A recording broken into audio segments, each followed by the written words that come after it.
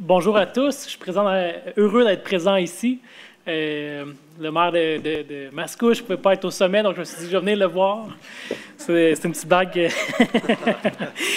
Donc, je suis très content d'être ici pour parler d'habitation avec ma collègue Flavia. Évidemment, je ne souhaite pas rentrer dans les détails là, de la politique. Nos équipes à la Ville de Laval sont en collaboration avec les équipes de la CMM et on sait que le travail avance très bien. On souhaitait surtout se manifester dans le cadre des consultations publiques pour amener notre appui à la politique. On a beaucoup parlé d'habitation depuis 1 an ou 2 avec la flambée des prix et conscient que le coût du loyer ou de l'hypothèque, c'est souvent la plus grosse dépense qu'une famille fait dans sa vie. On est conscient de l'importance de garder l'accès au logement abordable. Pour nous, c'est une question de qualité de vie pour les familles, mais c'est aussi une question aussi de vitalité des villes. Donc, si les citoyens dépensent une majeure partie de leur salaire à payer l'hypothèque ou le loyer, bien évidemment, ils en dépensent moins sur la scène culturelle, en restauration ou à faire des activités sportives ou autres. Donc, ça a un impact aussi sur la vie là, en communauté. Peut-être quelques petites réflexions que je souhaitais lancer tant qu'à être ici aujourd'hui.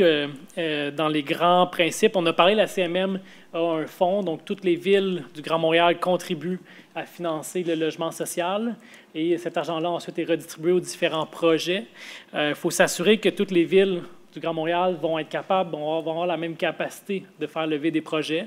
Donc, c'est certain que les villes n'ont pas toutes les mêmes ressources en termes d'expertise ou autres, mais il ne faudrait pas que 2 ou 3 villes, parce qu'elles sont mieux outillées, s'accaparent ce fonds-là. Donc, l'abordabilité, la possibilité de créer du logement social doit être vraiment bien répandue à travers le Grand Montréal. Donc, peut-être une réflexion à garder en tête. Sinon, une autre grande réflexion, en ce moment, plusieurs villes, en ce moment, on se questionne comment créer de l'abordabilité dans nos villes. On réfléchit en dehors de la boîte, on regarde plein de solutions. Souvent, en habitation, c'est des gros chiffres pour les municipalités. On sait que c'est assez coûteux, les mesures qu'on met en place. Pour moi, ce qui serait important, c'est de s'assurer que le coût ne va pas seulement, n'est pas assumé seulement par les promoteurs qui souhaitent faire de l'habitation, parce que c'est un des grands principes, on veut augmenter l'offre. Donc, il ne faut pas non plus que les gens qui veulent augmenter l'offre soient les seuls à porter le fardeau de ces mesures-là. Et peut-être une autre grande réflexion. Ce week-end, je suis allé faire un petit tour dans la région de Toronto. Et mon Dieu, j'ai trouvé que c'était laid, la banlieue de Toronto. Ils sont dans une même situation où est-ce qu'eux, depuis plus longtemps que nous, ont un problème d'abordabilité du logement et ils tentent d'augmenter l'offre et on construit à tout vent beaucoup de projets. Mais malheureusement, la densification se fait dans beaucoup de municipalités du Grand Toronto avec un encadrement, disons, aléatoire. Et on voit vraiment des quartiers où tu as des immenses tours à côté de maisons. Donc, c'est très disparate, disons, comme milieu de vie. Donc, tout ça pour dire qu'évidemment, il faut aller vers la densification. C'est quelque chose qu'on croit fondamentalement. Ça facilite le développement de transports en commun, c'est bon pour les finances municipales, ça facilite l'arrivée de commerces locaux, mais évidemment, il faut la faire intelligemment, heureusement ou de manière réfléchie. Donc, je nous invite vraiment à arrimer le développement territorial, la question de l'habitation et la question de l'intégration urbanistique en un tout cohérent, parce qu'on veut des quartiers plus denses, abordables, mais on veut aussi des quartiers qui sont beaux, où c'est agréable de vivre, où on va pouvoir attirer et retenir nos citoyens et nos entreprises. Donc, on ne veut pas juste non plus construire pour construire. Donc, voilà, c'est ce que je souhaitais vous partager. Flavia, je ne sais pas si vous voulez rajouter quelques éléments. Oui, mais tu as dit des points très intéressants. Bonjour tout le monde. L'exercice d'avoir une politique, pour moi et pour la Ville de Laval, c'était une évidence. C'est une étape primordiale pour commencer, pour avoir les bonnes bases pour la suite des choses, pour le dossier de l'habitation. Après consultation approfondie de la politique, la Ville de Laval, on a réalisé qu'on s'enligne très bien vers les orientations qu'on a prises dans la politique. Bien évidemment, on va continuer à collaborer avec les équipes de la CMM pour les dernières petites modifications qu'on avait, les derniers commentaires, mais ça s'enligne très bien avec les actions qu'on souhaite entreprendre à la Ville de Laval. On est déjà sur le terrain en train de travailler et l'habitation est au sein de nos réunions. On en parle à chaque jour.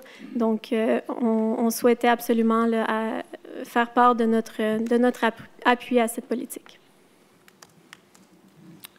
Donc, merci beaucoup de votre présentation. Merci beaucoup de votre lettre, M. Boyer. Est-ce qu'il y avait des membres de la commission qui avaient des questions? Ça a le mérite d'être clair. Moi, j'aurais peut-être une suggestion ou une demande indirectement pour la CMM. Je sais que durant le forum, vous avez fait plusieurs études, pour venir bonifier puis venir nous aider au niveau de la CMM. J'imagine que les experts de la CMM vont pouvoir travailler avec vos experts à l'interne de la Ville de Laval pour venir bonifier avec des données statistiques, si c'est possible, là, de nous les référer. Je sais que la Ville de Laval est toujours un grand collaborateur à nos côtés. Donc, je suis certain que vous allez être là pour répondre à l'appel.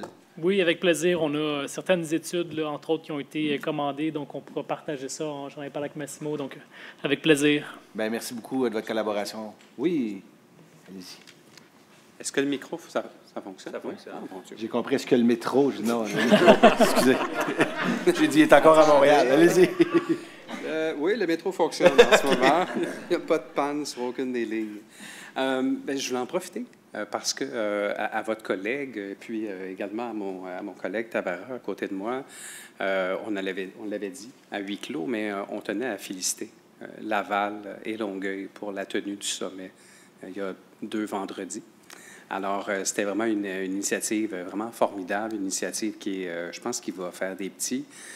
Il y avait énormément de gens là-dedans avec des débats vraiment intéressants. Donc, ça met la table dans une campagne électorale où on veut, je pense, partout au Québec, que l'habitation et l'abordabilité partout de nos quartiers, de nos villes, de nos villages même, soient maintenues.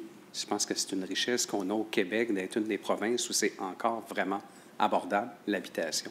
Alors, je tenais à vous le dire publiquement, vraiment une très bonne initiative. Et puis, je le disais, ça a mis la table, mais ça a mis la table concrètement. Là, on n'est pas dans du pelletage de nuages, comme malheureusement, trop souvent, parfois, ça arrive dans différents symposiums.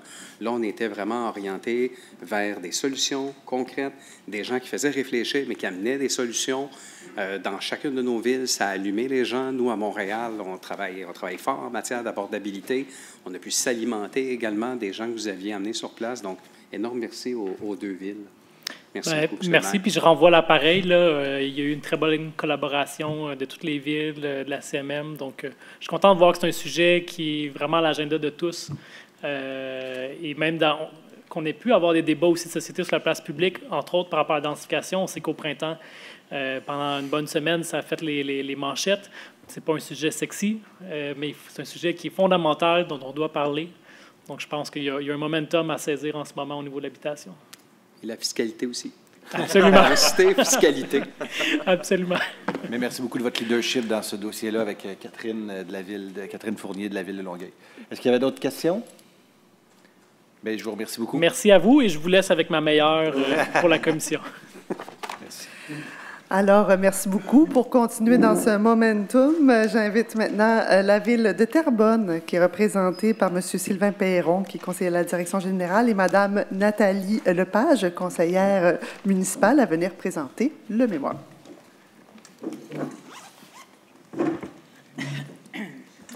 Bonjour à vous. Bienvenue. Bonjour à tous, bienvenue. Je vous remercie de l'accueil que vous nous faites aujourd'hui. On sait très bien que le développement social, c'est très important et les logements abordables. Nous, à Terrebonne, le taux d'inoccupation de logements locatifs est de 0,2 % et bien en dessous du 3 % de l'équilibre. Nous, on a fait des demandes en 2020. On devait avoir des projets là, qui devaient être concrétisés pour 2022-2023. Sur 283 demandes, il y en a 49 qui vont être réalisées. Fait qu'on s'entend que la demande est immense, puis il faut qu'on continue d'aller trouver des moyens de financement, demander au gouvernement du Québec fédéral de nous aider, parce que malheureusement, bien, on ne voit pas le jour de ça. Puis avec la pandémie, les taux de bois, etc., ça a beaucoup augmenté. Fait qu'à cause de ça, bien, il y a des projets qui ne pourront pas avoir lieu, malheureusement. Fait que nous, la Ville de Terrebonne, bien, les recommandations, bien, c'est la Ville de Terrebonne souhaite porter à l'attention de la CMM l'importance et l'urgence pour le gouvernement du Québec maintiennent et simplifient et bonifient substantiellement les montants alloués dans le cadre du programme Accès Logis afin de financer adéquatement les projets et aux besoins de l'attente de la population ou de la clientèle visée en matière des logements sociaux et abordables. Notre deuxième recommandation, c'est la Ville de Terrebonne invite la CMM à faire la représentation nécessaires afin d'inciter les gouvernements du Québec et du Canada à s'entendre d'ici la fin de l'année 2022 sur le futur entente reliée à l'habitation et logements sociaux et abordables afin de prioriser les besoins et attentes de la population et de la clientèle visée et non les prérogativités politiques de ces gouvernements. La recommandation numéro 3. La Ville de Terrebonne recommande à la CMM d'insister la SHQ à bonifier substantiellement les budgets de rénovation, d'amélioration et la modernisation des parcs de logements sociaux abordables existants. Et la 4e recommandation, la Ville de Terrebonne recommande à la CMM d'exiger des soutiens communautaires et de l'aide à la personne pour les projets générés et développés par l'OMHLS et les autres offices municipaux d'habitation.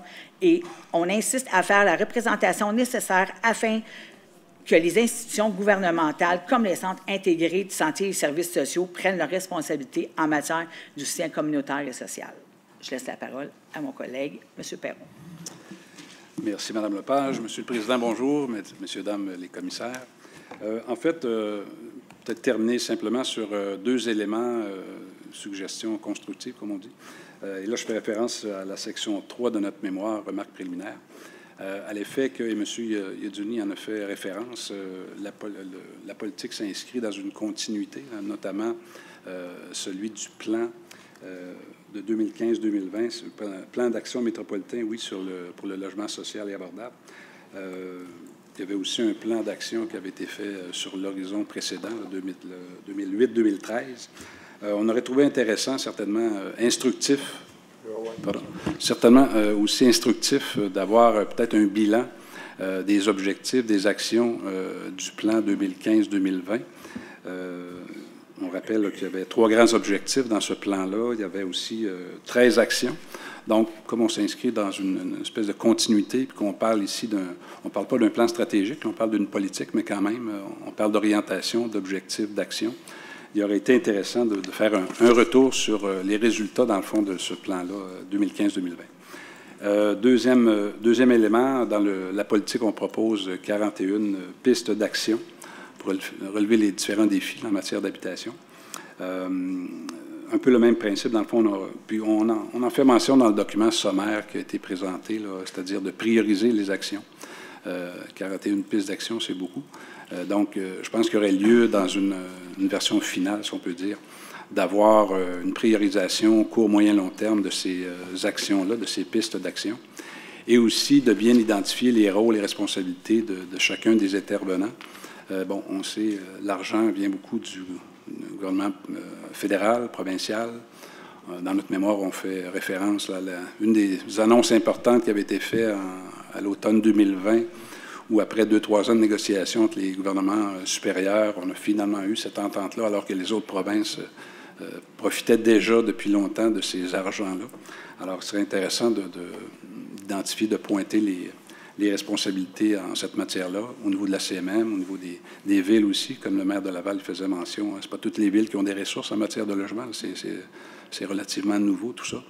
Il y a tous les autres intervenants au niveau de la gestion, comme les OMH, les coops d'habitation, etc. Alors, lorsqu'on identifie, à notre avis, des pistes d'action, c'est intéressant d'avoir une priorisation et des rôles et responsabilités très bien établis pour, dans le fond, donner le maximum de chances à ces actions-là de vraiment se réaliser dans le terme qui est proposé dans la politique.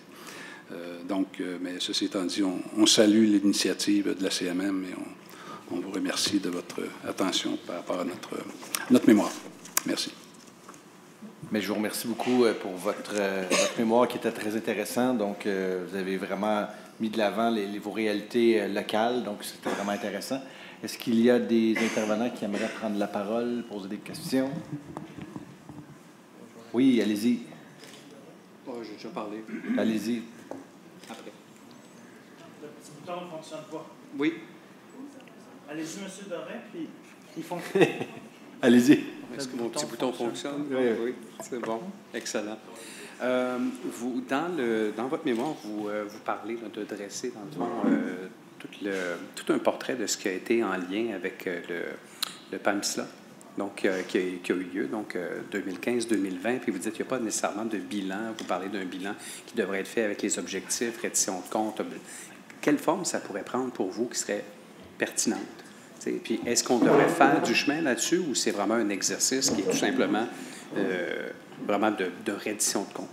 Est-ce que vous pensez, dans le fond, qu'avec ça, il y a du chemin à faire ou on part de ça pour aller vers l'adoption de la première politique? Oui, vas-y. Si je peux me permettre, merci de votre question, M. Doré. En fait, l'idée, c'est pour avoir fait beaucoup de plans stratégiques dans ma vie, c'est toujours intéressant lorsqu'on regarde en avant, donc on fait un plan, on regarde dans les années futures, on se donne des objectifs et des actions, d'avoir un peu, justement, l'idée de ce qui s'est fait derrière nous. Comme il y a eu 2 plans d'action consécutifs là, qui ont été faits, donc 2008, 2013, 2015, 2020, certainement des choses, peut-être des leçons à tirer de ces actions-là au fil de ces années-là. Mais ça peut être de façon très simple. Ça peut être une page, forme tableau de bord, où on identifie les objectifs, les actions.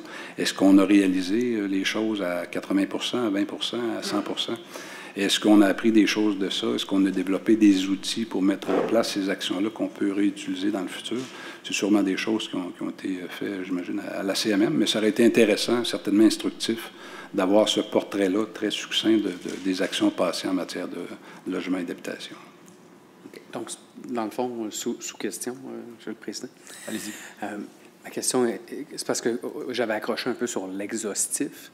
Là, je me disais, c'était quand même assez dense pour avoir siégé des consultations publiques de ce plan d'action-là. C'était quand même assez costaud. Donc, je me disais, si on fait un bilan ou une reddition de compte, quelle forme ça devait prendre? Donc, pour vous, même si c'est exhaustif, ça peut quand même être relativement succinct et on part de là pour mieux orienter la première politique. L'idée, c'est un peu d'apprendre du passé, c'est un peu ça, l'esprit. Là. Merci. Merci beaucoup. Juste vous dire que la CMM, c'est des élus, mais c'est aussi des employés puis un directeur général qui a une réponse aussi pour vous. Donc, j'en suis convaincu. Allez-y, Massimo. Yadine. Collègue, là, effectivement, tableau de base, c'est important pour faire le suivi, puis effectivement, regarder le futur. Donc, je parlais avec mes collègues, évidemment, qui ont fait le suivi des premiers plans, comme vous le savez bien. On a 2 séries. Ils sont en train de travailler pour une annexe qui serait jointe avec la politique et qui résumerait sous forme de tableau de bord le bilan passé et, évidemment, les leçons apprises qui vont cadrer, bien sûr, avec déjà les axes qui ont été présentés dans le cadre de la politique. Donc, je pense que c'est un bon point de l'avoir amené. Le travail a donc été fait pour être complété dans le cadre de la politique qui sera adoptée. C'est très bien, merci. Monsieur Lessard-Blais. Oui, merci. Désolé, tantôt, j'étais habitué que le petit bouton s'allume. Ça ne prend pas grand-chose pour me déstabiliser. Je tiens premièrement à remercier la Ville de Terrebonne pour le dépôt de son mémoire. Puis ce que j'ai trouvé le plus intéressant à la lecture de ce dernier, c'est qu'on voit à quel point on partage des enjeux entre différents acteurs de la communauté métropolitaine. Et moi, quand j'ai lu votre mémoire à titre de maire de l'arrondissement de Mercier-Hochelaga-Maisonneuve à Montréal, j'ai été enchanté parce qu'on a des enjeux qui se recoupent énormément. Je sais qu'on a certains transferts d'expertise, entre autres avec votre directeur général, M. Villandré, qu'on a bien connu à l'arrondissement. Mais je suis très content de voir votre recommandation numéro 1, là, qui est très claire sur la nécessité de bonifier, simplifier le programme Accès Logis Québec. Parce qu'on a besoin, bien qu'il est imparfait, ce programme-là, on a besoin de quelque chose, on a besoin d'un véhicule qui fonctionne, qui continue d'avancer. Ça, je le remarque puis je le souligne parce que je pense que la volonté d'améliorer les processus bureaucratiques doit être une réflexion constante au niveau gouvernemental, mais pas au prix de retarder ce qui est en branle ou de ce qui est en chantier. Donc, on doit avoir des réflexions plus vastes, mais le seul véhicule qui fonctionne pour le moment, il doit continuer d'avancer. Puis c'est ce que vous dites dans votre mémoire, ou du moins c'est ce que j'en perçois, puis j'en remercie. J'ai trouvé intéressant. Je voulais vous questionner sur la recommandation numéro 3, sur les budgets de rénovation et d'amélioration du parc de logements sociaux abordables et existants. J'aimerais connaître si, sur votre territoire, vous avez présentement du logement social ou du HLM qui est sur le point d'être fermé à cause d'insalubrité, ou si vous en avez déjà, comme sur l'île de Montréal. Et vous faites aussi, deuxième question, vous pourriez répondre en même temps, faites même une référence aux sites de location à court terme tels que Airbnb dans votre mémoire. Puis moi, j'ai trouvé ça intéressant parce que des fois, on peut être un peu montréalocentriste, mais j'ai appris cette réalité-là de chez vous, puis j'aimerais peut-être vous entendre davantage sur cette question-là. Donc, c'est mes deux questionnements par rapport à votre mémoire. Comme c'est mentionné au mémoire, la page 8, tout ce qui est logement social est géré à Terrebonne par l'OMH Lanaudière Sud. Et on fait référence, là, justement, c'est ce qui précède, dans le fond, la recommandation numéro 2, notamment, au niveau des budgets. Il y a notre collègue, directeur général de l'OMH ici, il pourrait peut-être répondre au micro mieux que moi sur cette question-là. Je ne pense pas qu'on doit fermer là, des logements là, comme tels. Je ne pense pas qu'à Terrebonne, il y a ce niveau d'enjeu-là comme à Montréal, par exemple. Cependant, comme on le mentionne, tout ce qui est budget de rénovation et tout, bien qu'il y ait eu un certain nombre de millions au fil des années là, qui ont été octroyés en matière de budget de rénovation, il y a quand même un manque à gagner. Là, donc, c'est une préoccupation certaine. Pour ce qui est du Airbnb, bon, effectivement, je pense qu'on a même un règlement à l'interne. Je peux peut-être laisser ma collègue comme conseillère municipale. Je ne suis pas trop... Bon, en fait, essentiellement, on a un règlement là-dessus là, c'est une préoccupation parce que qui dit logement Airbnb dit une ponction dans l'offre dans le marché au niveau des logements. Donc, c'était une préoccupation, puis on a, dans la mesure de nos moyens, réagi à ce niveau-là. Est-ce que vous avez une petite idée de l'ampleur du phénomène présentement? Je ne pourrais pas vous dire, mais on pourrait vous revenir là-dessus, là, certainement. J'imagine dans le Vieux-Terrebonne, ça doit jouer un rôle. Oui, des endroits qui sont attirants au niveau culturel, peu importe, où il y a des attraits, c'est une préoccupation, en effet. Oui, mais on pourrait vous faire parvenir l'information plus détaillée à ce niveau-là. Mais en tout cas, merci encore une fois. Puis votre mémoire crée vraiment des ponts entre les besoins de différentes municipalités dans la communauté. Donc, merci d'avoir fait cet exercice-là. Ça nous fait plaisir. Merci. S'il n'y a pas d'autres questions de la part des membres, moi, j'en ai une petite question, dans le fond, pour quand vous avez dit tantôt de prioriser les 41 demandes. Si c'est possible pour vous, puis je connais votre expertise, M. Perron, avec l'équipe de la Ville de Terrebonne, si vous pouvez nous faire une recommandation, puis je ne veux pas l'entendre aujourd'hui, mais selon vous, dans les 41, en nous en envoyer les 10 qui, selon vous, pourraient être prioritaires. Puis dans des exemples concrets, parce que moi, je pense toujours que c'est dans le concret que les gens peuvent comprendre. Tantôt, vous nous avez mentionné que 49 logements sociaux sur 283 qui sont en cours. Est-ce que ça veut dire que la Ville était prête, les terrains étaient prêts, le zonage était permis? Puis c'est vraiment une question de financement que les projets n'ont pas eu lieu. Donc, c'est à cause du prix qu'ils donnaient par unité d'habitation. C'est bien cela? Oui, exactement. Vu à l'offre, au taux d'augmentation des prix, on est obligé d'abandonner là, parce que ça coûtait trop cher. Ces personnes-là avaient peu d'autres sous à mettre dedans. Fait qu'on est obligé de canceller. Je trouve ça dommage, mais c'est la réalité avec la pandémie. Malheureusement, la pandémie a fait beaucoup de dommages. Puis à cause de ça, bien, les logements n'auront pas lieu. Fait que c'est des personnes qui vont manquer à avoir un logement. Là, je trouve ça dommage, mais on est dans une réalité. Fait que c'est pour ça qu'il va falloir essayer d'aller chercher plus de sous, là, puis essayer de trouver un fonctionnement pour que les logements abordables et sociaux soient de plus en plus fréquents parce qu'on a vraiment besoin, surtout les jeunes familles, les mamans monoparentales là, qui se séparent, qui ont plus, à 12, 13, 100 $ par mois, là, c'est impensable qu'ils peuvent payer un loyer. Là. Comme ça, quand tu dis qu'il y a 30 % de ton revenu qui s'en va directement à un loyer, c'est beaucoup.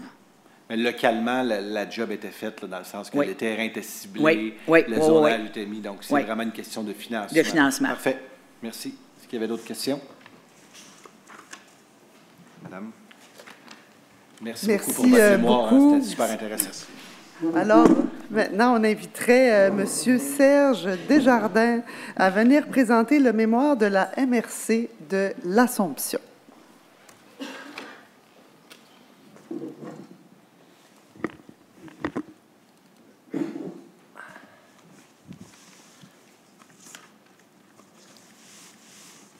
Alors, bonjour, messieurs, dames. Ça fait plaisir de vous rencontrer. Merci de nous recevoir au niveau de la MRC de l'Assomption. Comme Madame me présentait, mon nom est Serge Desjardins. J'ai aussi le privilège d'avoir travaillé avec 2 collaboratrices qui sont aussi conseillères municipales dans les municipalités de la MRC. Donc, j'entends Mme Nathalie Ayotte, conseillère municipale à la Ville de l'Assomption, ainsi que Jennifer Robillard, conseillère municipale à la Ville de Repentigny. Je suis aussi président du conseil d'administration de la nouvelle office d'habitation municipale de Lanaudière-Sud depuis janvier 2022. Donc, pour y avoir siégé, par contre, depuis le regroupement des offices d'habitation de Terrebonne, Mascouche, Charlemagne, Repentigny et l'Assomption. Donc, d'entrée de jeu, vous avez un peu le portrait de qui je suis. Donc, le mémoire porte sur l'ensemble des municipalités de la MRC de l'Assomption, qui sont Repentigny, l'Assomption, Charlemagne, Saint-Sulpice. On a inclus aussi l'Épiphanie, même si l'Épiphanie ne fait pas partie de la CMM, puisqu'il fait partie, par contre, de la réalité de la MRC de l'Assomption. Donc, toutes les informations qui sont données incluent, bien évidemment, la municipalité de l'Épiphanie. Pour ce qui est du contenu du mémoire, comme préambule, écoutez, l'ensemble des maires du conseil de la MRC sont tous en accord avec la politique qui a été établie. Il faut se rappeler que dans la politique, vous avez quand même 41 pistes de propositions. Vous avez 3 orientations et 7 objectifs. C'est beaucoup. Il y a des gens qui ont travaillé fort pour pondre ce document-là, qui pour nous représente définitivement un premier jalon vers une uniformisation de ce qui va toucher l'habitation sur le territoire de la CMM. Donc, pour nous, on voit ça d'entrée de jeu comme étant très positif.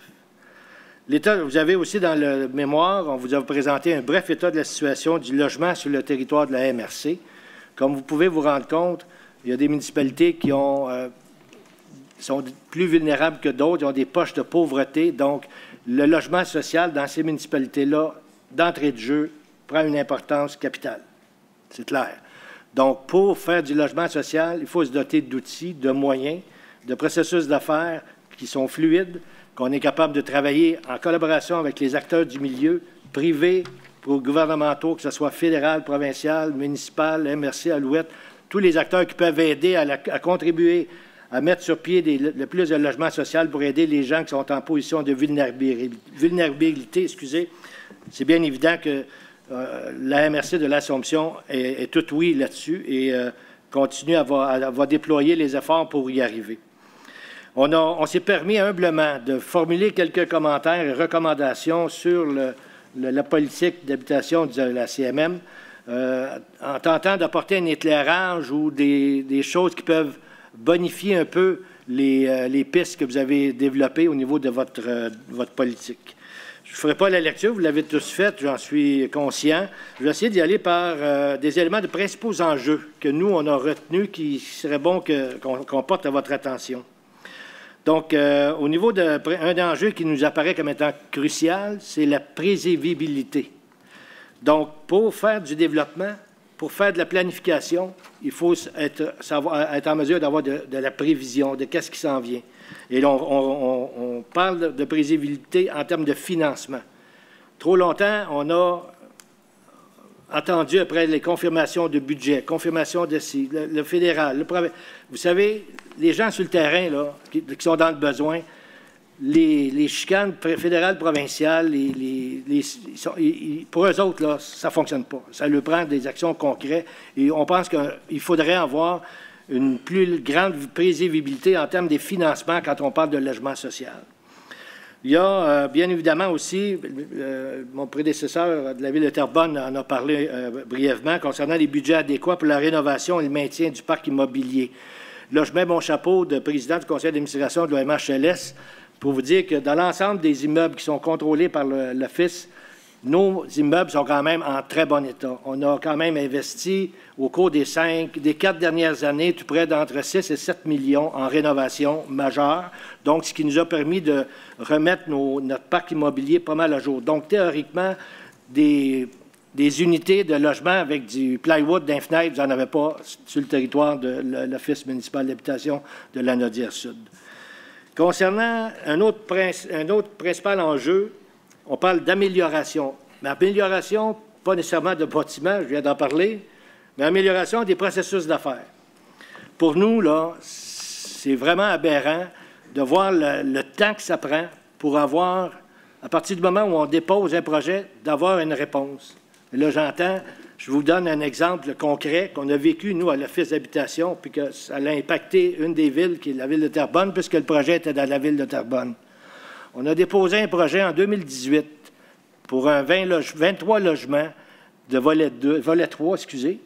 En cours de route, à la fin 2018, on l'a bonifié en 2019 pour rajouter dans ce projet-là 119 unités, volet 1, qui nous aurait permis de faire un projet avec une mixité sociale, donc des volets 3 avec difficulté d'apprentissage intellectuel et des personnes âgées, faire une mixité sociale avec un milieu de vie, une garderie, bon, des choses très beau projet qui a été présenté à la Société d'habitation du Québec.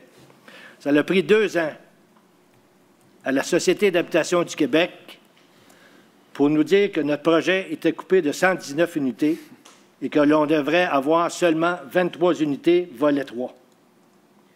Le terrain était là, la ville de Terrebonne avait zoné, il était prêt, on était ready to go. Ce qu'on a eu, l'approbation de 23, et par la suite, ils ont rajouté un autre 20 unités de logement volet 3 encore, mais la mixité sociale, on repassera. Donc, vous comprenez un peu le désarroi qu'on avait, nous, à l'Office, la ville de Terrebonne. Tous les acteurs étaient vraiment pris de court. Et quand on dit qu'on veut faire du développement de logement social, puis qu'on arrive avec des décisions comme ça, en haut niveau, on est un petit peu, sur le terrain, on est un petit peu déçus.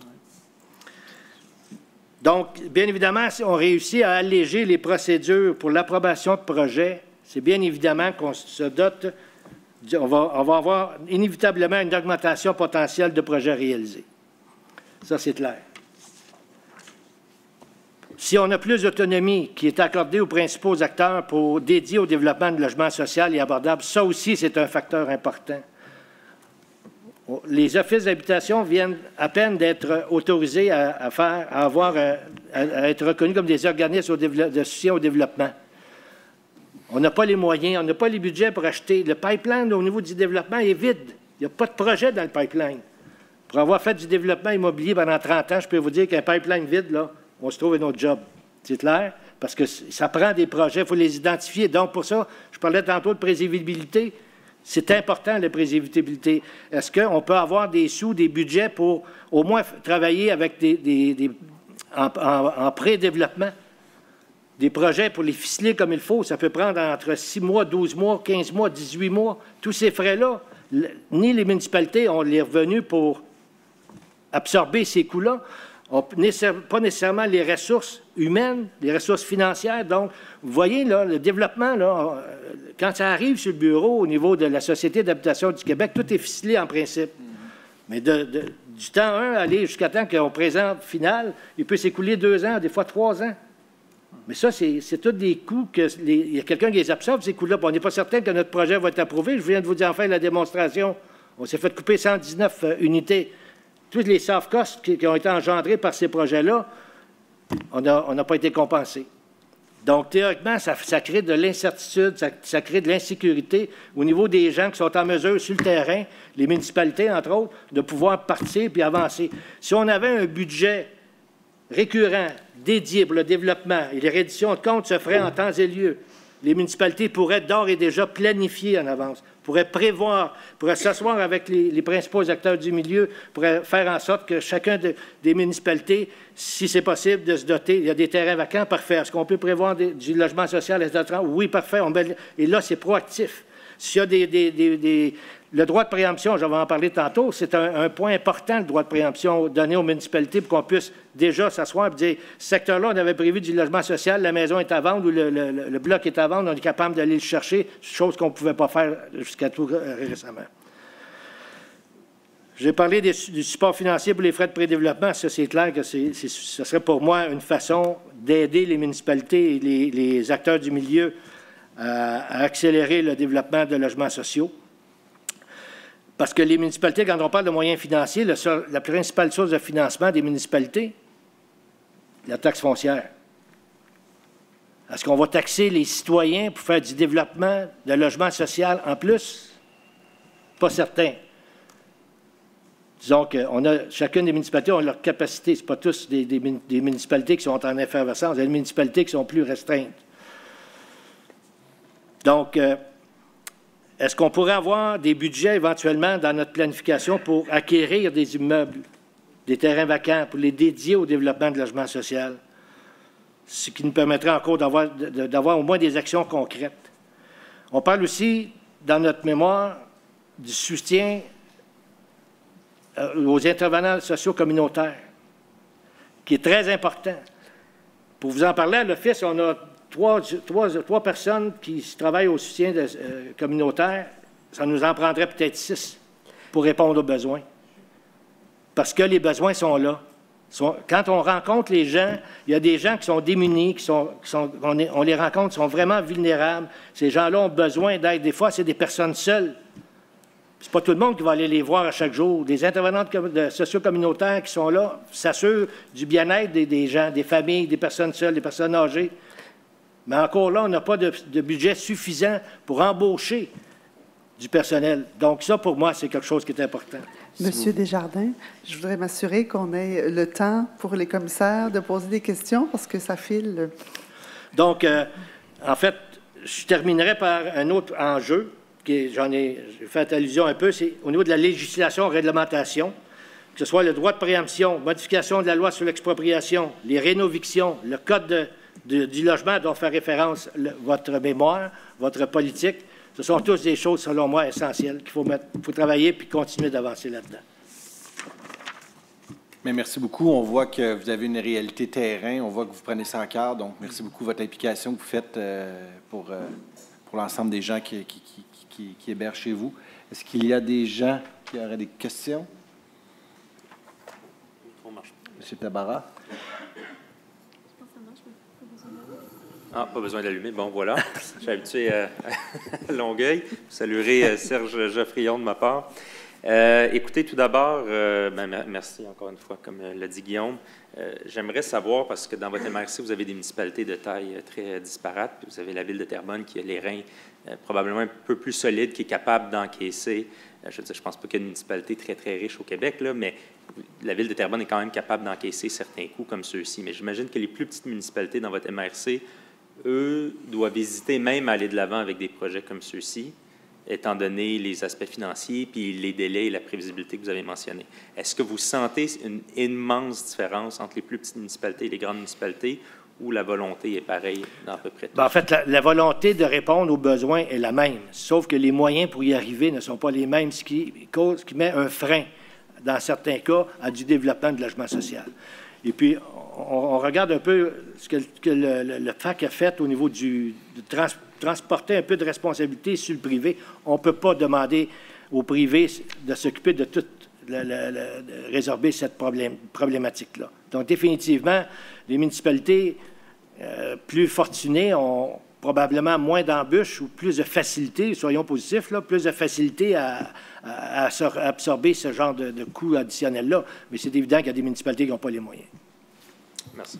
Il y a M. McQueen et M. Doré et Mme Novak. Allez-y. Merci pour votre témoignage passionné, c'est clair, comme a dit M. Tremblay, vous êtes sur le terrain. Alors, c'est vous, je veux juste peut-être vous questionner sur un aspect de quelque chose que vous avez dit. Alors, vous avez dit que c'est pas évident ou que c'est les gens dans une municipalité qui habitent dans le privé payent leurs taxes et on leur demande de payer un peu plus de taxes souvent pour des lois, pour créer du logement social. Vous avez suggéré peut-être qu'il y a une résistance, mais j'aimerais juste savoir à quel point c'est votre propre commentaire éditorial à vous, ou est-ce que vous rencontrez cette résistance dans vos discussions avec vos citoyens, puis quelle sorte de citoyens, des exemples, etc.? En fait, c'est que tout l'aspect développement social, parlons pas juste du logement, là, mais tout l'aspect du développement social, pour beaucoup de petites municipalités, c'est quelque chose qui est nouveau. Les grandes villes comme Longueuil, Montréal, Laval sont là-dedans depuis de nombreuses années, ont des équipes, ont des ressources humaines, ont des ressources financières que les petites villes n'ont pas. Lorsque vous parlez de développement social avec des citoyens de petites municipalités, ils n'ont pas nécessairement l'ouverture d'esprit pour dire, bien, moi, je suis prêt à payer 100 $ de plus par année pour mettre ça dans un pot, puis bon. Mais il faut leur expliquer, leur faire comprendre. Mais les municipalités, avec les sources de revenus sur la taxe foncière, lorsque vous parlez de développement social, on ne parle plus du même, de fournir des... La prestation de services n'est pas la même, là, on s'entend? Une municipalité d'origine, on fournit des services de base, puis le citoyen, graduellement, on augmente, mais aller de là à aller s'occuper du développement social, c'est quand même relativement récent pour beaucoup de petites municipalités. Il y a une certaine résistance que moi, j'ai pu constater sur le terrain dans ma municipalité chez nous. Mais je ne vous dis pas pour l'ensemble des autres municipalités, je ne pourrais pas vous le confirmer. Quand vous parlez récente, vous parlez d'années ou de décennies? D'années. Merci. Monsieur Doré et Mme Novak, et je vais vous inviter la question rapide, réponse rapide, s'il vous plaît. Ça va? Oh, parfait. Mme Novak. Merci beaucoup pour la présentation. J'aimerais qu'on discute de la piste numéro 10 dans votre mémoire concernant l'accompagnement dans la création d'un inventaire de terrain. Vous parliez de prévisibilité. Est-ce que vous pouvez nous en dire plus actuellement? Quelle est votre situation? Est-ce que vous avez une réserve foncière? Dans quelle situation vous trouvez-vous? Bien, en fait, ça rejoint un peu ce que je disais, c'est que le pipeline est vide. Donc, théoriquement, on n'a pas les moyens d'acquérir des immeubles pour éventuellement, comment je veux aussi garantir? C'est ça, voilà, exactement. Donc, c'est sûr et certain que s'il y avait des budgets qui viendraient de la Société d'habitation du Québec ou d'autres sources gouvernementales qui permettraient aux municipalités de créer un fonds qui serait alimenté par une source, un financement qui pas nécessairement viendrait des citoyens, qui permettrait justement, pour aller faire du développement de logements sociaux, ça l'aiderait énormément. Parfait, merci beaucoup. Madame Sourias, rapidement. Oui, merci pour votre présentation. Ma question porte sur la piste 29. En fait, vous parlez d'accessibilité universelle, puis peut-être créer comme un code qui sera comme partagé par toutes les municipalités. Donc, je voulais voir, est-ce que vous avez peut-être des pratiques chez vous qui pourraient être peut-être proposées pour la politique de la CMM? Bien, en fait, là, vous parlez du code du bâtiment? Code de l'habitation, excusez. Oui, c'est ça. En fait, vous parlez de l'accessibilité universelle, c'est la piste 29. OK. Ben, en fait, l'accessibilité universelle, c'est pour uniformiser l'ensemble des actions qui pourraient être posées au niveau de l'accessibilité universelle. Parce que souvent, une municipalité ou un autre n'ont pas la même réglementation, n'ont pas les mêmes définitions, mais ça l'aiderait si, dans la politique d'habitation, ce volet-là pourrait être uniformisé pour qu'on ait un langage commun, des obligations, des choses communes. Monsieur Doré, qui me fait signe qu'on est à l'avance, je suis d'accord avec lui, donc on peut prendre le temps de... Allez-y, Monsieur Doré. Un cas s'essaye, Monsieur le Président. Alors, c'est parce que je chantais, monsieur, tellement... Non, tu sais, vouloir parler de la piste d'action 13. Alors, je me disais, considérant que c'était ça. Vous parlez d'imposer un code commun pour l'ensemble des municipalités de la CMM pour essayer de contrer l'insalubrité, les Airbnb, les rénovictions, bref, toutes les espèces d'entourloupettes que les locataires peuvent vivre.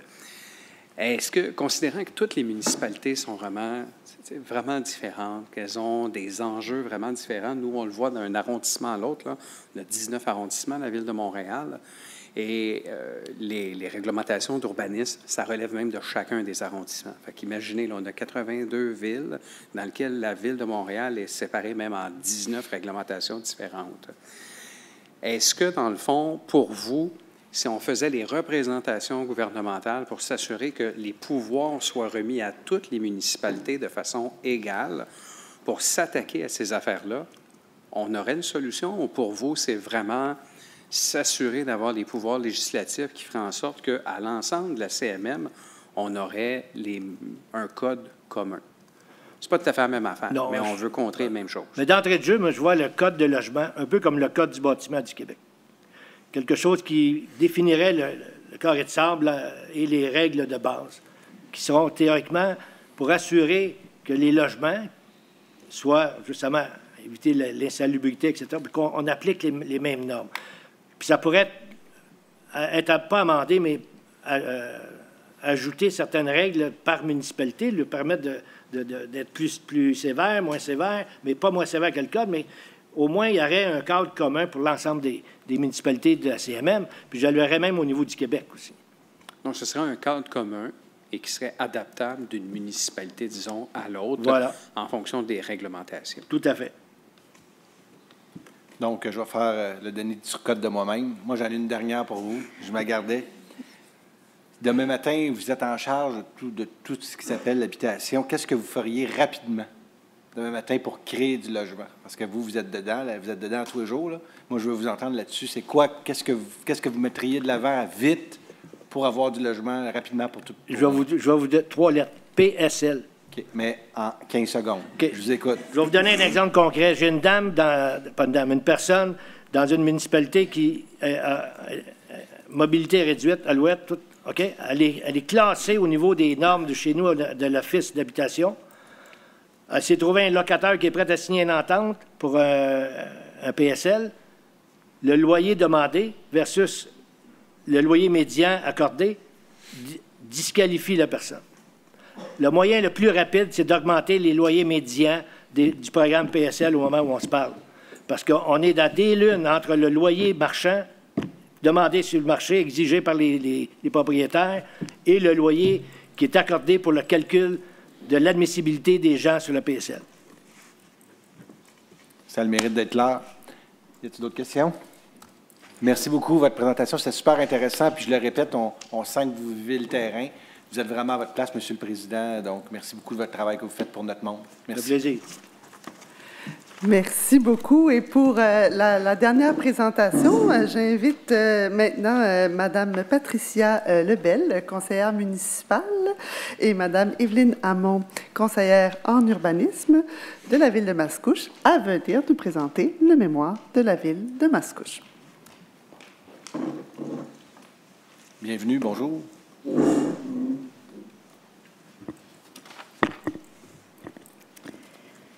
Alors, bonjour, cher commissaire. Merci de porter à bras-le-corps ce dossier-là, qui n'est pas simple, mais qui est nécessaire. On en a besoin des porteurs de ballons comme vous. Merci. Je suis loin d'être une spécialiste en logement. Je suis conseillère municipale. C'est pourquoi je vais laisser, dans le fond, Evelyne Hamon, qui est à l'aménagement du territoire à la Ville de Mascouche, vous dresser un peu plus le portrait du mémoire là, qui a été déposé. Je vais y aller avec un témoignage personnel pour un peu vous mettre dans le contexte, autant de ma vie, de mes citoyens que je représente, que de la Ville de Mascouche en général. Je suis mère de 2 enfants. Un a 20 ans, un autre a 22 ans. Il étudie mon aîné, en fait, il est à l'Université de Sherbrooke depuis 3 ans. Donc, il est dans un appartement là-bas et qui partage avec un colocataire et ça leur coûte 287,50 chacun. Un beau 4,5 éclairé tout près de l'université. Alexis, dans 1 an, va avoir terminé son bac et va en fait devoir se trouver un nouvel endroit. En fait, c'est certains qui cherchent à venir près de la maison, mais ici à Mascouche, le taux d'inoccupation, il est de 0,2 %. Quand tu as 22 ans, 23 ans, tu n'as pas envie nécessairement de retourner chez tes parents, mais les options sont assez maigres. On parlait de logement social, mais moi, j'aimerais parler d'accessibilité au niveau des logements abordables. Donc, si je regarde l'ensemble de notre population, au cours des 5 dernières années, la Ville de Mascouche a vu 4 de ces écoles devoir être agrandies. 2 nouvelles écoles ont été bâties et la Ville a reçu une nouvelle demande du Centre de services scolaires pour ajouter une nouvelle construction d'école. On parle des 5 dernières années.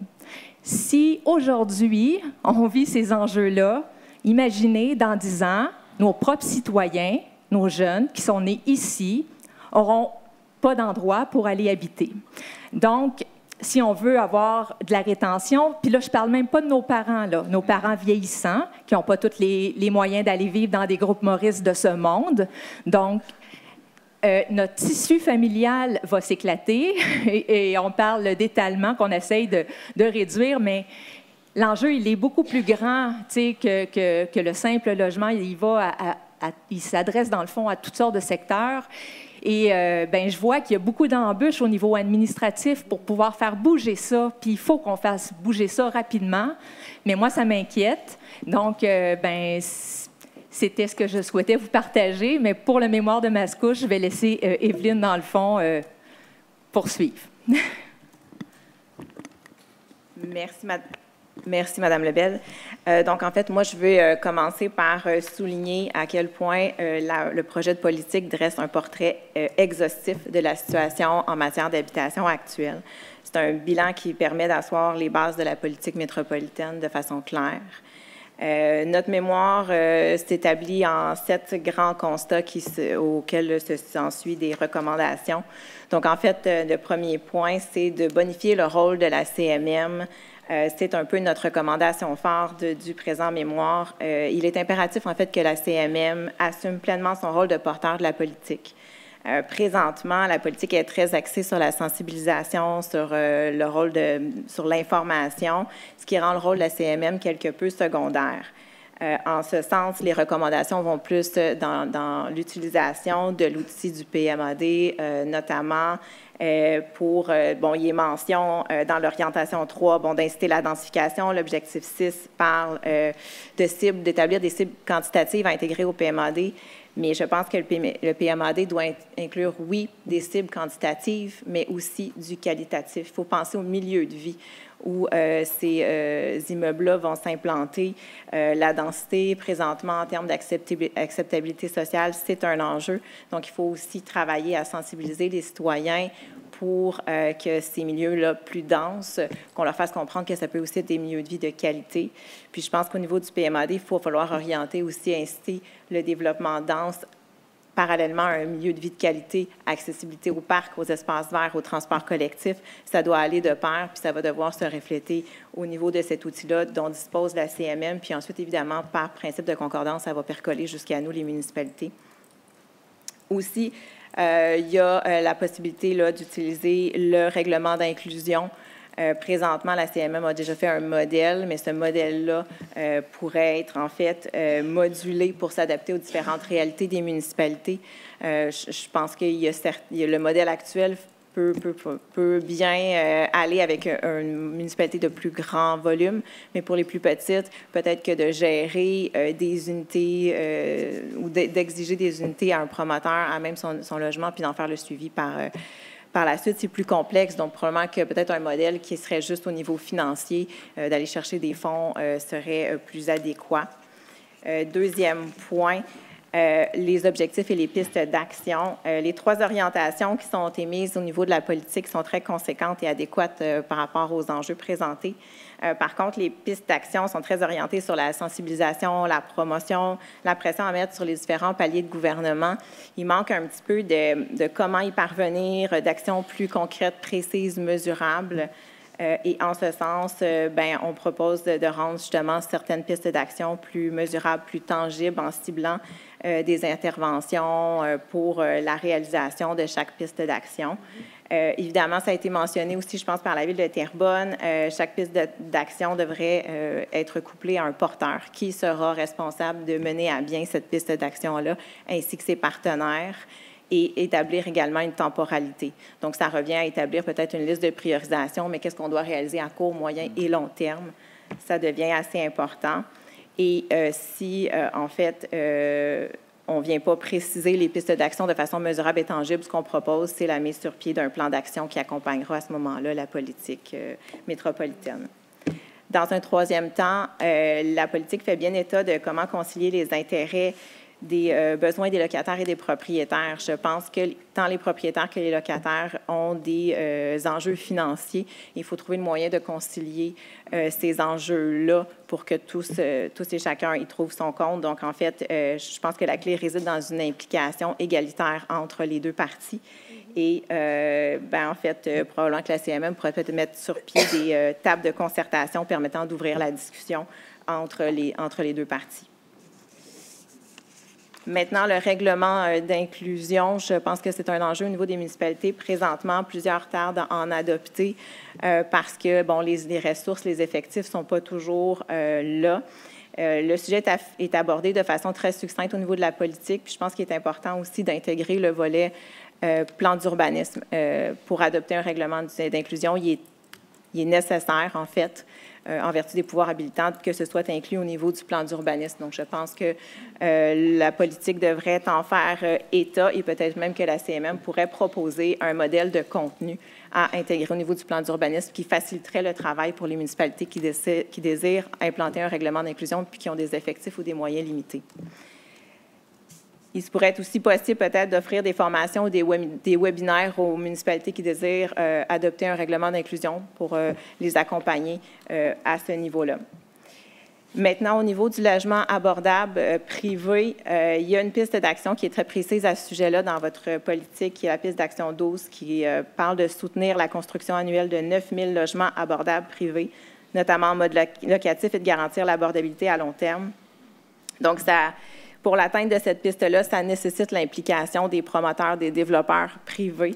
Et en ce sens, nous recommandons peut-être de sensibiliser, d'offrir de la formation à ces promoteurs-là, d'également diffuser les différents leviers financiers offerts par les programmes gouvernementaux. Peut-être qu'ils ne sont pas au parfum de ce qu'ils ont à portée de main et qu'ils pourraient utiliser. Nous proposons aussi peut-être que la CMM offre une ressource dédiée, spécialisée en immobilier pour accompagner ces gens-là dans la mise sur pied de logements abordables, mais peut-être aussi pour les villes qui ont peut-être moins de ressources.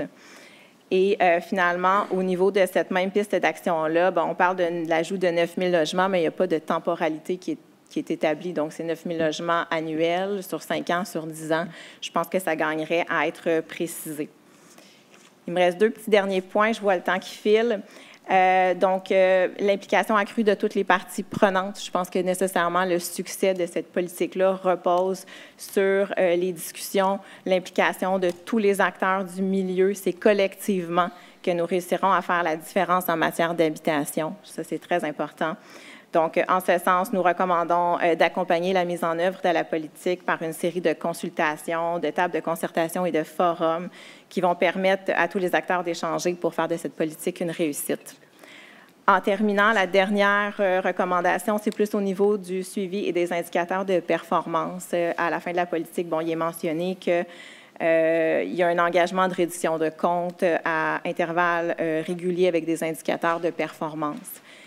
Pour établir ces indicateurs de performance-là, on revient un peu sur ce point. Je pense qu'il serait nécessaire de reformuler certaines pistes d'action afin qu'elles soient plus concrètes et mesurables. Ça permet de faire une reddition de compte qui est plus claire et de mesurer l'évolution de chacune des pistes d'action. Donc, je vous remercie. En somme, c'est un bon portrait de la situation. Je pense que ça illustre bien la nécessité d'agir rapidement en matière d'habitation, mais aussi d'agir avec l'implication de l'ensemble des parties prenantes. La politique est un outil définitivement pertinent qui va aider toutes les municipalités à agir en matière d'habitation. Merci beaucoup. Donc, je vous remercie de votre belle présentation. Le mémoire aussi était très, très intéressant à lire. Puis, tout d'abord, plusieurs des points que vous avez mentionnés étaient très intéressants, notamment sur la mesurabilité du plan d'action puis de ces différents points, puis aussi le rôle de la CMM qui peut-être pourrait jouer un rôle un petit peu plus central dans le parcours, les années à suivre. Est-ce que vous auriez un exemple de quelque chose qui actuellement vous trouvez un peu vague et avec une mesure, par exemple, sans vous mettre sur la sellette, là, je sais qu'on le lit puis on se prépare après, on y va de façon générale. Mais si jamais vous en aviez un en tête, là, je serais bien intéressé. En fait, on en avait relevé. Je peux vous donner juste un exemple peut-être plus concret, effectivement. Par exemple, la piste d'action 20 dit favoriser la concertation entre les acteurs en habitation afin d'accroître l'offre résidentielle optimale. Ce qu'on proposerait, ce serait peut-être de plutôt formuler la piste d'action en disant organiser annuellement un forum sur l'habitation durable réunissant l'ensemble des parties prenantes qui vont permettre de mettre à bien cette action-là. Donc, c'est un peu plus des fois dans la reformulation ou dans l'action plus concrète qui va nous mener au même résultat final là, oui, tout à fait. Au niveau de la réflexion. Bon, bien, parfait. Merci beaucoup. Il y avait certains Je pense que M. Doré avait la main levée. J'ai pris l'abonnement pour l'après-midi, M. le Président. Vous abordez, merci beaucoup de vous être déplacé. Merci beaucoup pour la rédaction du mémoire qu'on a lu avec grande attention. Vous abordez plusieurs aspects. L'un des aspects, c'est la densification. Donc, vraiment, on parlait, Massimo tout à l'heure, notre bien-aimé directeur général, parlait de densité réfléchie. Certains parlent de densité heureuse, douce, bref, c'est de la densité. On sait que la densité, c'est vraiment la voie d'un point de vue de transition écologique, mais en même temps, si on veut construire de façon abordable, la SCHL nous disait qu'on accumule un retard. Il va falloir vraiment presser le pas énormément si on veut réussir à atteindre les objectifs. On ne pense pas les atteindre, mais il va falloir les atteindre. Donc, la densité. Vous parlez de pistes d'action en disant que ça devrait intégrer des pistes d'action où on parle aux citoyens. On lui parle des bienfaits de la densification. Je pense que tous les citoyens sont pour la densification plus loin. Alors, ce n'est pas pour la densification à côté de chez nous. Moi, je viens d'un arrondissement où on est à côté du centre-ville. On est une partie du centre-ville. Et même des gens qui habitent des tours de 10, 12, 14, 16 étages. Là, j'ai ça chez nous. J'ai du bungalow et j'ai ça. Les gens n'en veulent pas. Ils veulent toujours être la dernière tour de cette partie ouest du centre-ville. Alors, tu sais, quand on est rendu à essayer de parler des bienfaits à des citoyens qui habitent déjà un projet résidentiel de 800 unités, puis qui veulent être les derniers du coin, comment est-ce qu'on aborde ça à la grandeur de la CMM, où là, on a un cadre bâti très différent, encore des zones à développer. C'est quoi les pistes d'action? Vous dites ça devrait en inclure, mais vous ne donnez pas d'exemple. Ça pourrait être quoi? Comment on peut le faire? Ça peut être à différents niveaux, peut-être par des ateliers participatifs, par exemple. Je pense que les gens ne comprennent pas nécessairement toujours la réalité, puis on l'a fait en blague à l'interne, de se dire on devrait leur donner des blocs légaux, leur dire, bien, voici, il faut positionner une industrie, une école, de l'habitation, ce que tu mets en longueur, notamment en hauteur. À un moment donné, tu coupes ta forêt, fait que tu donnes une planche, puis il faut que tu le positionnes. Je pense que les gens ne comprennent pas toujours la réalité de terrain, fait que ça peut être par des ateliers participatifs, soit en ligne ou en personne.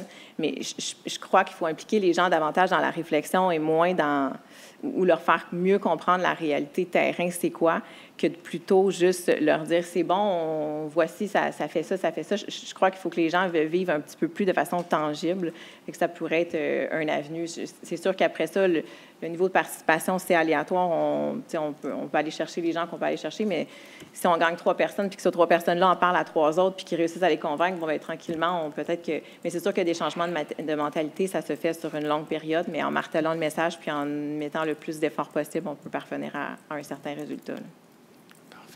Et juste pour être clair, M. le Président, j'ai parlé de tours, là, mais la densification, c'est pas juste des tours. Il n'y a pas de problème. Je parlais pas juste des tours ici. Moi, je parlais de l'image extrême de gens qui habitent des tours chez nous de 14 étages et qui n'en veulent pas une de 12 à côté. Là. Si vous voulez, en quittant l'entrejeu, vendre des Legos, vous n'allez pas faire de la promotion locale. Il y avait SimCity également dans certaines années au collégial. Il y avait M. de l'Assemblée et après M. McQueen. Allez-y. Merci beaucoup pour la présentation de votre mémoire. J'ai un commentaire, une question concernant le point 4 de votre mémoire, soit l'inclusion par règlement. Premièrement, je tiens à souligner le fait que votre proposition de mettre sur pied des formations webinaires à l'intention des villes qui pourraient emboîter le pas dans l'adoption d'un règlement d'inclusion est une excellente suggestion. Et je salue aussi le fait que vous proposez d'adopter un règlement, je crois, souple d'inclusion, mais un principe d'inclusion pour toute la CMM. Et je pense que sur le principe, je suis bien d'accord avec votre posture, parce que ce qu'on veut éviter, c'est... Là, je pense que tout le monde est bien intentionné lorsque on discute avec un promoteur pour inclure du logement social dans des développements immobiliers, mais on veut sortir de la conversation le risque que le promoteur qui dit « Ouais, mais je vais traverser l'autoroute, me traverser la route, je vais aller dans la municipalité d'à côté, puis eux, ils vont pas Donc, d'avoir une espèce de mauvaise compétitivité entre les municipalités serait très malsain, en fait, pour le développement du logement social, parce que les municipalités qui voudraient être progressistes sur le logement social seraient défavorisées. Donc, ce point-là, je le trouve particulièrement important de votre mémoire. Ma question, j'aimerais peut-être vous entendre un peu plus, parce que c'est beaucoup de stock en pas beaucoup de temps, là. Vous proposez que l'inclusion par règlement soit intégrée au plan d'urbanisme de la CMM. Plus concrètement, comment vous voyez la chose? Ce n'est pas nécessairement d'inclure une obligation d'adopter un règlement d'inclusion, mais je pense que le PEMAD devrait établir des seuils équitables d'atteinte au niveau de logement. Puis si après ça, les gens choisissent d'adopter un règlement d'inclusion, bien, ce sera tant mieux. Je crois surtout que c'est de fournir les outils modulables en fonction des réalités des villes pour qu'ils puissent le mettre en place. En fait, au niveau du plan d'urbanisme, c'est surtout que pour adopter un règlement d'inclusion, on a l'obligation que ce soit inclus au niveau du plan d'urbanisme. Donc, il n'est pas nécessairement obligatoire que ça découle du PEMAD, mais je pense que c'est quand même une avenue pour inciter puis d'y aller de façon équitable. Vous avez parlé de la compétitivité entre les villes. Je pense que si on vient d'établir des seuils qui sont équitables pour chaque ville, bien, on va s'assurer que tout le monde est sur un même pied d'égalité puis que qu'importe où le promoteur va aller, il va avoir un peu la même base de réponse. Merci beaucoup. M. McQueen. Merci pour cette bonne question, M. Lessard-Blais. Et ma question, c'est plus personnelle, c'est mes observations personnelles. Alors, moi, je suis d'un district à Montréal-Notre-Dame-de-Grâce qui est très stable, très peu de construction depuis des décennies et même dans les dernières années, très peu. Je passe assez souvent sur la 25 pour aller à mon chalet à Chertsey. J'ai vu les tours pousser dans les dernières années. Alors, j'ai deux questions pour vous. Un, est-ce que vous trouvez que c'est un peu paradoxal que maintenant, quand tellement de construction a été faite durant les dernières 4-5 années, on a encore besoin de plus de logements? Ça, c'est la première question. Deuxième question, c'est quelles sont les bases dans une ville comme Mascouche? Et cette question-ci aussi pour vous qui avez fait tant de porte-à-porte, je suis certain, quand même. Qu'est-ce qui pousse l'augmentation démographique à une ville comme Mascouche de banlieue? Est-ce que c'est la démographie interne, que des jeunes veulent rester, ils ne veulent plus habiter chez leurs parents? Est-ce que c'est l'immigration de l'extérieur du Québec vers le Québec? Ou est-ce que c'est la pandémie avec des gens qui ont fui le centre-ville ou d'autres choses? Bien, je n'ai pas complètement les éléments de réponse par rapport à ça. Je pense qu'effectivement, il y a la démographie interne. Là, la population vieillit, puis nécessairement, bien, les enfants veulent rester, puis il y a cette forme de croissance-là. On fait beaucoup de bébés à Mascouche. Oui, c'est ça, une ville jeune. Ouais. Il y a cette croissance-là. Peut-être que la pandémie a effectivement... Bon, Montréal s'est déserté un petit peu, fait que c'est certain que Mascouche en a absorbé certainement une portion. En termes d'immigration, je ne sais pas, par contre, si on en reçoit, je ne crois pas que c'est... Un peu plus année après année, mais pas... Pas de façon significative. Mais aussi, ce que je peux répondre, c'est que, je veux dire, tantôt, on faisait des comparaisons peut-être avec d'autres villes, mais je vais m'arrêter là parce que je suis président de la commission, donc il faut vraiment que je fasse attention. Je vais m'arrêter là, monsieur. Mais, excusez-moi, je me sentais dans une séance du conseil. Je vais vous répondre en privé, mais je vais m'arrêter là. C'est juste qu'une manière, il faut avoir de l'équité. Tu sais, quand on parlait d'équité, M. Lessard-Blais parlait d'équité à travers la CMM. Une manière, s'il y a des villes qui disent, bien, moi, j'en veux pas chez nous, puis d'autres villes en font. Je pense que, comme Mme disait tantôt, ça prend une certaine équité parce que sinon, on n'y arrivera pas, il faut développer. Je pense que Mascouche a donné l'exemple au cours des dernières années. Oui, allez-y, c'est M. William. Oui, bonjour. Qui est représentant de la Couronne Sud. Exactement. Allez-y. Bien, moi, je suis une petite ville, juste pour faire du pouce que ce qu'on vient de dire, là, on est 13 000 habitants. On a changé le zonage de la rue Principale pour aller jusqu'à 4 étages. On n'a pas des 16 puis dans le centre-ville. Puis après, on a fait un PIA pour harmoniser ça avec le chose. On a l'acceptation sociale. On a 40 unités de logement pour les aînés, pour accès logis. On a tout fait le processus. On avait acquis le terrain.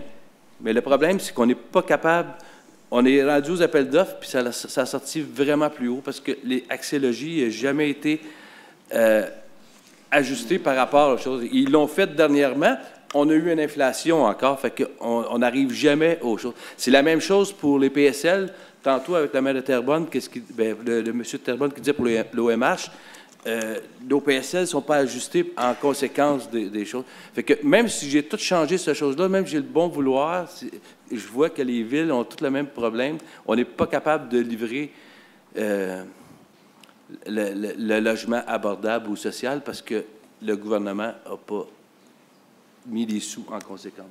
Je ne sais pas si... je pense que c'est le plus gros point à régler. Il ne faut pas tout de suite arriver aux conclusions, mais c'est bon. Monsieur Massimo, vous aviez un petit... Je pense tantôt vous me faisiez signe, vous aimeriez prendre la parole. Oui, je voulais vous donner un complément d'information suite aux discussions que vous avez eues avec les représentants de la ville de Mascouche concernant la densification, puis passer vers l'action. Puisqu'on parlait, il y a beaucoup de propositions de sensibilisation, mais si on passe à l'action, puis on va utiliser l'exemple du plan métropolitain d'aménagement et de développement, c'est sûr que c'est un règlement. Donc, le règlement prévoit des orientations, des objectifs et des critères, donc, qui sont opposables en termes de conformité. Donc, c'est ce que Mme expliquait, ce qui fait en sorte que ça percole entre le plan, le schéma, le plan d'urbanisme, évidemment, la réglementation. Donc, c'est concret, donc ça donne vraiment, entre guillemets, des dents là, pour une application uniforme sur l'ensemble du territoire. Alors, ça soulève la question, comment on fait un consensus à 82 municipalités? Bien, la réponse est déjà donnée. Nous allons être en révision, donc, à partir de cette année, ce qui fait que la consultation va être portée sur les 82 municipalités, sur les MRC. Donc, c'est une occasion unique pour traiter de questions de logement social et abordable. Et dans la politique qui est proposée, on parle de cibles qui reflètent les besoins de chaque secteur de la communauté métropolitaine. Donc, quand on parle d'équité, bien, l'idée, ce n'est pas de repartir le fardeau de l'un vers l'autre, mais concrètement, c'est d'avoir des cibles conformes à chaque secteur qui percolent sur le territoire des municipalités. Et là, il faut voir ça un peu comme quand on a fixé à l'époque les seuils de densité. Alors, la question au quiz, les seuils de densité de la CMM qui ont été fixés en 2010-2011, ce ne sont pas des seuils de densité fixes, c'est un seuil de densité minimal. C'est important de retenir ça, modulé par MRC. Alors, on n'est pas arrivé pour on a dit 75 partout, logement à l'hectare, puis arrangez-vous avec ça. C'est pas ça qui est écrit. C'est un seuil de densité par secteur, par MRC. Et aujourd'hui, bien, au lieu de 30 ans, 20 ans, qui était sur un horizon 2031, en 9 ans, les municipalités ont atteint la densité fixée au PEMAD. Alors, si on fait la même chose avec des cibles sociales, puis qu'on fixait, là, le mot seuil ne s'appliquerait pas, ça serait un autre type de critères qu'on a à développer.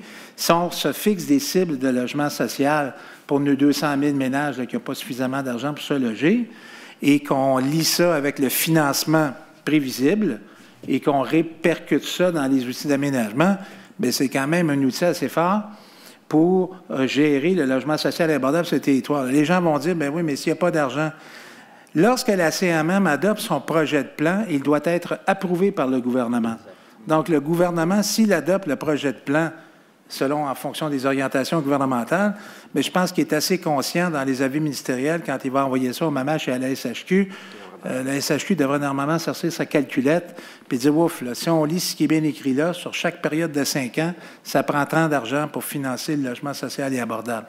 Donc, c'est des pistes qu'on va regarder, évidemment, mais ça donne quand même un exemple concret de ce que ça peut donner comme mesure métropolitaine sous le principe de l'équité et des besoins de chacun. Je voulais juste donner ça pour vous donner des enjeux de réflexion.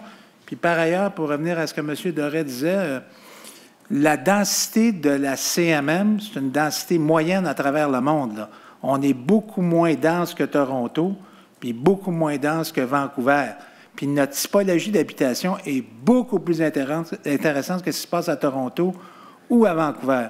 Alors, il y a quand même des atouts là, pour réussir d'avoir du logement social équitable sur le territoire. Je voulais juste donner cette information. Le maire de Laval a dit que c'est pas beau Toronto tantôt. C'est pas beau c'est le maire de Laval. Il l'a confirmé. Moi, j'ai de la famille à Toronto, je fais attention. Là. Pour le mot de la fin, je vais laisser M. Tabarra.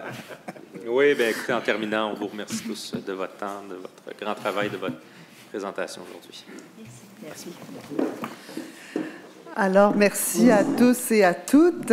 Et maintenant, on est rendu à la période d'échange qui dure de 15 à 20 minutes. Alors, on aimerait vous entretenir aujourd'hui, dans le fond, sur un chantier qui a été retenu par la MRC Les Moulins. On n'a malheureusement pas eu le privilège de pouvoir déposer un mémoire à temps, étant donné les délais qu'on a eus. Mais sachez qu'il y a du travail qui a été fait dans la MRC des Moulins par l'ensemble des partenaires, incluant les municipalités qui ont déposé les mémoires aujourd'hui, qu'on appuie d'ailleurs de superbes présentations. Et on est dans un contexte où notre maison d'hébergement sur le territoire déborde, les demandes sont de plus en plus grandes, où les projets de logements sociaux sont manquants et tout ça. On a un chantier depuis 2 ans maintenant qui s'appelle le chantier Toit et qui a pour but que tout le monde ait un toit adéquat qui réponde à leurs besoins. On veut ici porter votre attention à la vulnérabilité. La vulnérabilité pré-pandémique et la vulnérabilité post-pandémique. On pense qu'il y a des éléments qui ont énormément changé dans les dernières années avec le taux d'inflation qu'on voit grimper. On s'est rendu compte aussi que même le chef d'entreprise qui roulait un petit peu sur l'or dans les dernières années a pu être très vulnérable du jour au lendemain et vivre une situation, même s'il y avait la maison à 400 000 $, se retrouvait tout à coup très vulnérable. On a réalisé un portrait de communauté sur 3900 citoyens qui nous ont donné leurs priorités et on a été surpris de voir que l'habitation était la priorité des 12-18 ans. Sur 10 sphères d'intervention en développement social, les 12-18 ans, c'est leur préoccupation principale. Ils ont peur de ne pas avoir accès à un appartement, ils ont peur de se retrouver, de jamais pouvoir s'acheter une maison comme leurs parents le font, et ainsi de suite. Ça s'est retrouvé aussi une priorité chez les aînés. Les aînés qui étaient en bonne santé plus particulièrement. Ceux qui avaient différents troubles de santé se disaient, tu sais, j'ai des services sociaux, j'ai accès à un service public et tout ça. Mais ceux qui relativement allaient bien et se retrouvaient du jour au lendemain à vivre sous le seuil de la pauvreté et à ne pas, l'offre de services qui leur était offerte, c'était justement des groupes Maurice et ainsi de suite. Puis attention, ils sont importants aussi, ces groupes-là. On ne veut pas dénigrer. Ils sont extrêmement importants, ils ont des grandes offres, mais il n'en demeure pas moins que ce n'est pas pour tout le monde. Sur les 3 angles que vous nous avez présentés aujourd'hui, on a peut-être pas des recommandations, mais des préoccupations. Premièrement, quand on parle de densification réfléchie, pour nous, on se questionne, puis ce qu'on entend sur le terrain via nos organismes, via nos partenaires, c'est voulons-nous vraiment des quartiers plus denses? Nous, on entend le contraire. Donc, c'est sûr que la définition de densification peut prendre plusieurs sens, mais quand même sur la densification, ce qu'on entend des gens, c'est le trafic, parce que l'habitation, c'est pas une sphère seulement, ça a des impacts sur plein d'autres choses. Donc, on espère que dans le plan que vous allez développer, la politique, que ce soit pris en considération, qu'on ne prenne pas l'habitation comme un seul silo. Il y a des impacts un peu partout. Attention de ne pas ghettoiser. Pour nous, ça a ressorti beaucoup dans notre plan d'action, c'est-à-dire de faire des logements sociaux, de les intégrer à des milieux de vie vraiment importants. Sur la densification réfléchie, on portait une attention sur l'importance d'avoir une volonté politique. Ça a été abordé par plusieurs interlocuteurs, mais d'avoir des réglementations, des discussions avec les promoteurs et tout ça, puis d'avoir une certaine unité, en effet, dans l'ensemble de la CMM, parce que c'est facile d'aller chez le voisin. Nous, on a tenté de travailler avec les promoteurs dans la dernière année, puis quand on approche, il y a une sensibilisation, mais c'est comme, ouais, mais je vais aller construire à côté de toute façon. Fait qu'il y a vraiment cette volonté-là. Et finalement, sur la densification réfléchie, pour nous, l'habitation, c'est vraiment sous forme d'une approche globale. On va prendre juste l'exemple au niveau de la réglementation par rapport aux intergénérationnels, les maisons intergénérationnelles. Ça, c'est vraiment quelque chose de concret qui peut être fait et qui a un impact sur d'autres sphères, notamment sur la sphère d'intervention de la santé. On veut garder nos aînés le plus longtemps possible à la maison, diminuer les coûts et tout ça. Bien, l'habitation a un rôle extrêmement important sur la santé physique et mentale. Au niveau de l'abordabilité, c'est sûr, tantôt on l'a abordé, là, mais il y a une hausse des vulnérabilités et le citoyen est saturé. Ce qu'on entend partout, puis dans les banques alimentaires, puis dans nos écoles, sur les conseils d'établissement, là, on ne parle pas juste d'aide de soutien aux gens démunis, là, on parle partout. Le citoyen est saturé dans ses paiements. Donc, de dire on va tous partager ensemble une cote sociale. Nous, quand on parle de projets collectifs comme ça, on se fait un petit peu retourner de bord en disant écoute, oui, on est pour la vertu, mais mon portefeuille, il ne peut pas en donner plus. Fait qu'il y a vraiment une préoccupation de ce côté-là. Ce qu'on se rend compte au niveau de l'abordabilité, ce qu'on se rend compte avec les citoyens, c'est qu'ils ne sont pas au courant des mesures d'aide, les allocations au logement, les programmes de rénovation, tous ces éléments-là. Donc, il y a probablement quelque chose à faire au niveau de la promotion des mesures de soutien et d'aide qui existent. Si le moindrement on est peu ou pas informé ou on n'a pas les moyens d'aller chercher l'information, on les a pas. Quand j'ai acheté ma maison, moi je suis citoyenne de Terrebonne ici, quand j'ai acheté ma maison, c'est parce que j'étais dans le milieu et qu'on m'avait dit que j'avais un programme pour rénover, puis pour faire ci, puis pour faire ça, mais sinon je ne l'aurais pas fait. L'offre suffisante adaptée aux besoins, mais on veut juste vous rappeler que les besoins sont variables et que, oui, on a des jeunes qui s'inquiètent de l'accès. On voit de plus en plus à Mascouche-Terrebonne, puis ailleurs aussi, on entend parler des regroupements de jeunes qui vont se prendre des logements et là, ils vont se retrouver 5, 6, 7 dans des 3,5, 4,5 pour arriver. Vous savez que ça a d'autres impacts sociaux, ça. Donc, c'est extrêmement important de voir à des solutions. Les aînés, comme je vous disais, en bonne santé, mais aussi la famille moyenne. Parce que là, on parle de mesures de logement social, on parle souvent des extrêmes, mais le citoyen qui est dans la masse moyenne, qui a le revenu moyen, et qui voit son panier d'épicerie monter, son coût de logement monter, une hausse du taux directeur, comme on a vu, c'est sur une hypothèque de 2 semaines, on a fait l'exercice avec quelqu'un, une maison payée 260 000, fait qu'on est loin des 400, 500 000 qu'on paye actuellement, c'est 90 $ de plus par 2 semaines, plus la hausse d'épicerie et tout ça. Fait que quand je vous dis, le citoyen, là, il faut vraiment penser à lui, à notre avis. Et évidemment, bien, on pense aux services, on en a parlé tantôt, service d'aide à la recherche de logement, le SARL, ici, qui dans notre milieu est promu par l'OMHLS, mais aussi un regroupement de partenaires. Il y a aussi un changement de profil des clients qui se présentent. Ce ne sont plus nécessairement des gens qui n'avaient pas les moyens, mais c'est des gens qui se retrouvent du jour au lendemain. J'ai eu un logement pendant X temps, je payais 600 $, et là, je viens pour me retrouver un logement, puis il n'y a rien en bas de 1200 $. Je suis une personne aînée, j'ai 68 ans, j'ai arrêté de travailler, ça fait 3 ans. Le profil est complètement différent de ce qu'on voyait. Puis pour nous, on peut pas, faut vraiment, on vous l'a dit tantôt, là, mais l'habitation pour nous, c'est vraiment dans une sphère globale. Puis on se rend compte que l'habitation et la sécurité alimentaire sont vraiment les 2 sphères de préoccupation majeures des gens présentement sur le terrain qu'on rencontre, qu'on côtoie, autant chez nos partenaires que chez la clientèle qu'ils desservent.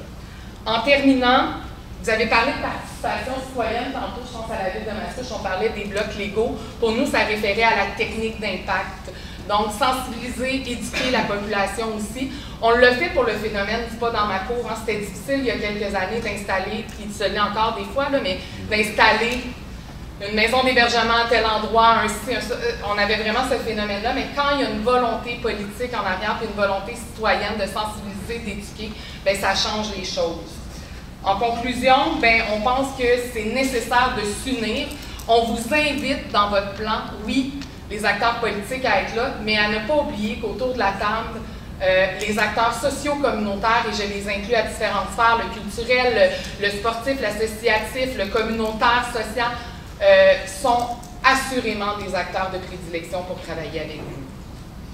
Voilà, merci. Il y avait des gens qui avaient des questions. De la présentation, merci. Oui, oui, voici M. Coin. Voici M. Coin. Allez-y, M. Coin. Alors, il faut une question, pas juste à vous, à tous les maires, classes plus éloignées de l'horaire. Quel pourcentage de la population de Mascouche ou de MRC maintenant n'ont pas d'auto dans leur household, dans leur famille? Est-ce qu'on pense à construire du logement social qui va être pour des gens qui n'ont pas d'auto? Est-ce qu'ils doivent absolument, ils vont avoir une auto? Est-ce qu'il faut l'avoir? Vous nous donnez vraiment l'occasion de faire du renforcement positif sur notre point, mais il faut travailler ça. On vient d'avoir une consultation sur le transport. Et il y a une étude qui a été faite sur la MRC, les environs, là, où on dit que les gens ici, là, le pourcentage qui n'ont pas de voiture est extrêmement faible. C'est quasi impossible de ne pas avoir d'auto. Puis la volonté du transport en commun, de dire « Ah ben moi, je pourrais ne pas avoir d'auto ». C'est exactement ce qu'on dit quand il faut prendre tous les plans ensemble. Puis on en a parlé au transport, il y a des solutions concrètes, puis souvent les citoyens en ont à proposer.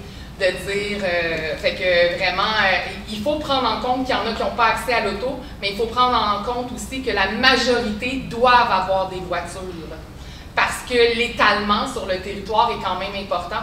Fait que même chez nos gens plus démunis, qu'on voit dans les organismes, pour la majorité, ils ont des autos. Il y a un pourcentage, on pourrait les sortir exactement, mais ça dépend, c'est variable par organisme. Les 7 jeunes dans le 3,5 que je ils n'ont pas tous des autos. Non. Mais c'est minime. Dans le sens qu'il y a même des endroits où il manque de conduite spéciale. On achète dans un club, puis le monde a 3 véhicules dans un. Ils ont un stationnement matériel.